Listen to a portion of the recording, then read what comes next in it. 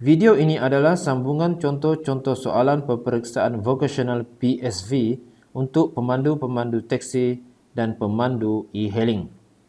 Ini adalah soalan set 2 untuk siri yang keempat bagi soalan 31 hingga soalan 40. Soalan 31. Sekiranya berlaku apa-apa situasi yang tidak diingini, pemandu hendaklah memberi penerangan berkenaan situasi sebenar dan tempat kosong. Pilihan jawapan A, jangan salahkan penumpang atau syarikat. B, salahkan kesesakan lalu lintas. C, salahkan pihak berkuasa. Dan D, jangan salahkan keadaan cuaca. Jawapan untuk soalan ini ialah A, jangan salahkan penumpang atau syarikat. Soalan 32. Santun merupakan singkatan bagi prinsip cara-cara memberikan perkhidmatan kepada penumpang tempat kosong. Pilihan jawapan A, pelancong luar negara. B, kanak-kanak. C, orang kurang upaya atau OKU.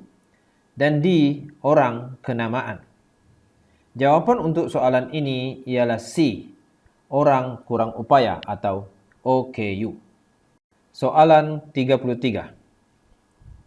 Pilih langkah-langkah mengambil penumpang wanita mengandung dan warga emas. 1. Keluar dari teksi dan bukakan pintu. Tinggalkan barang-barang di luar dahulu. 2. Pastikan penumpang tersebut telah masuk dan duduk dengan selesa. 3. Membiarkan barang-barang penumpang diangkat sendiri oleh penumpang. 4. Pastikan Anda berhenti berdekatan dengan penumpang yang mengandung. Pilihan jawapan A, 1, 2, dan 3. B, 1, 2, dan 4. C, 2, 3, dan 4. Dan D, semua di atas. Jawapan untuk soalan ini ialah B, 1, 2, dan 4. Soalan 34. Berikut langkah-langkah mengendalikan OKU yang menggunakan kerusi roda, kecuali tempat kosong. Pilihan jawapan A, lipat kerusi dan masukkan ke dalam bonet kereta dengan cermat. B, pimpin penumpang sehingga duduk selesa di atas kerusi roda.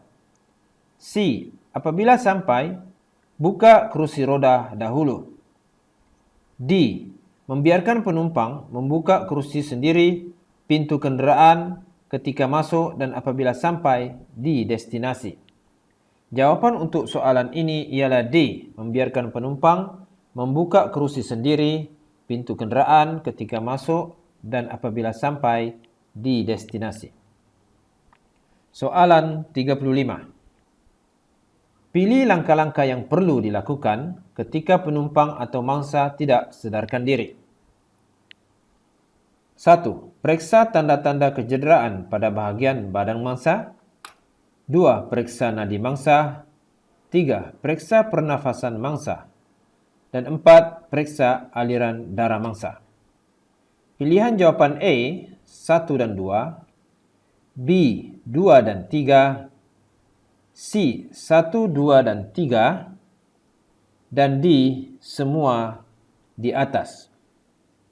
Jawapan untuk soalan ini ialah D, semua di atas. Soalan 36. Merancang, menyelia, dan menguatkuasakan semua perkara yang berkuasa dengan pengangkutan awam darat dan mempunyai bidang kuasa di semenanjung Malaysia. Kenyataan ini menggambarkan fungsi A, Jabatan Pengangkutan Jalan.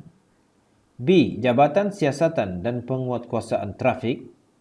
C, Agensi Pengangkutan Awam Darat. Dan D, Puspakom.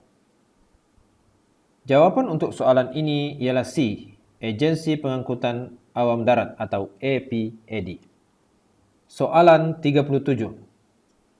Jabatan Siasatan dan Penguatkuasaan Trafik JSPT ditubuhkan dengan objektif utama menjadikannya sebagai sebuah jabatan yang menerajui pengurusan trafik. Apakah nama seksyen yang menyeraikan fungsi-fungsi JPST? Pilihan jawapan A, Seksyen 20, tugas di jalan utama. B. Seksyen 21, tugas di jalan awam. C. Seksyen 22, tugas berkaitan kenderaan awam. Dan D. Seksyen 23, tugas berkaitan penguatkuasaan. Jawapan untuk soalan ini ialah B. Seksyen 21, tugas di jalan awam. Soalan 38. APAD merancang, menyelia dan menguatkuasakan semua perkara yang berkaitan dengan pengangkutan awam darat dan mempunyai bidang kuasa di Semenanjung Malaysia. Senaraikan fungsi-fungsi APAD. 1. Kawalan lalu lintas. 2. Kuasa merancang. 3. Kuasa kawal selia. 4. Kuasa penguatkuasaan. Pilihan jawapan A, 1 sahaja. B, 2 dan 3. C, 2, 3 dan 4. Dan D, semua di atas.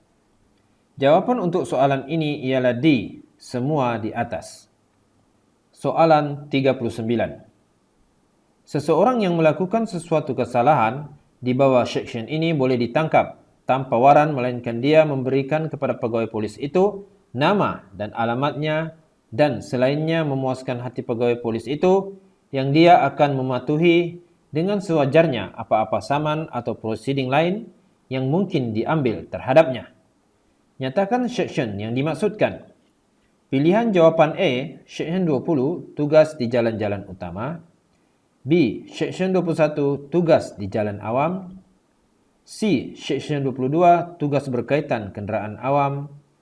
Dan D, Seksyen 23, tugas berkaitan penguatkuasaan. Jawapan untuk soalan ini ialah B, Seksyen 21, tugas di jalan awam. Soalan 40. Senaraikan contoh APAD 2010, Seksyen 22(3), iaitu langgar syarat permit bagi pemandu teksi. 1. Operasi luar kawasan. 2. Mengambil penumpang melebihi bilangan dibenarkan. 3. Kad pemandu tiada, gagal pamer, tamat tempoh. Dan 4. Tidak guna meter teksi. Pilihan jawapan A, 1 dan 4. B, 2 dan 3. C, 2, 3 dan 4.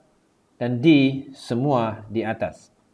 Jawapan untuk soalan ini ialah D, semua di atas.